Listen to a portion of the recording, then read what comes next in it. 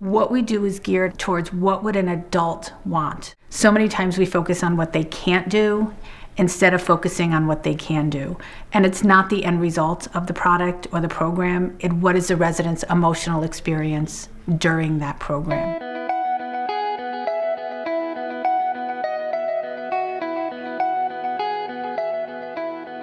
When you enter the Currents community here at Maplewood, you are walking into a very grand area with a living room, there's a pub, there's a classroom, there's a chapel, an art studio, and a technology room. One of the best things I have seen when I have the opportunity to walk onto this neighborhood is I see our residents engaged in all of those areas. There is life going on here, there is stimulation here, and this is what he needs, not being isolated in a room. I came back 2 hours later expecting to see my mom in the bed. First of all, I was absolutely shocked that my mom was sitting up or awake. And I looked at her and I said, "Mom," and she smiled. And then she went back to watching the computer and the game, and they asked a question, well, you know, who can tell us what this is? My mom sat there and said, "That's a parrot." And the woman said, "You're absolutely right." She answered the next two questions in a row. I could not believe it. My mother had transformed. The rooms that we have are designed for that feeling of engagement and not necessarily the purpose of keeping our residents busy. We have an education center with a smart board.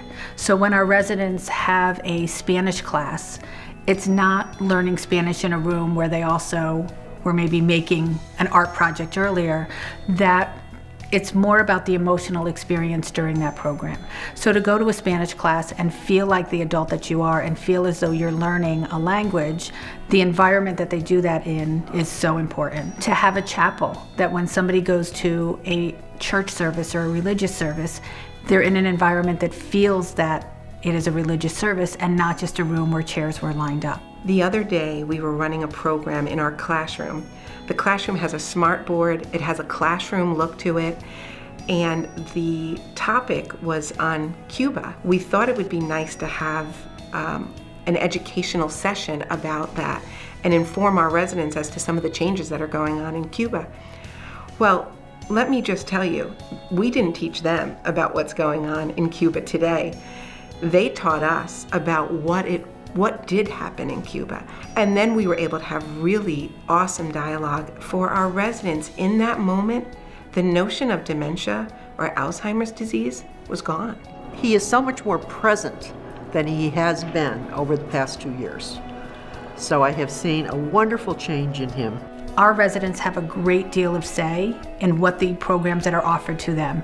We meet with them on a regular basis and ask them, what do you want to do? Where do you want to go? Many of our programs are not just geared inside the building. We do go out. We'll go to out trips to restaurants. We'll go to museums. We'll go to plays. The building is where they live, but the entire community is where they get to experience their life.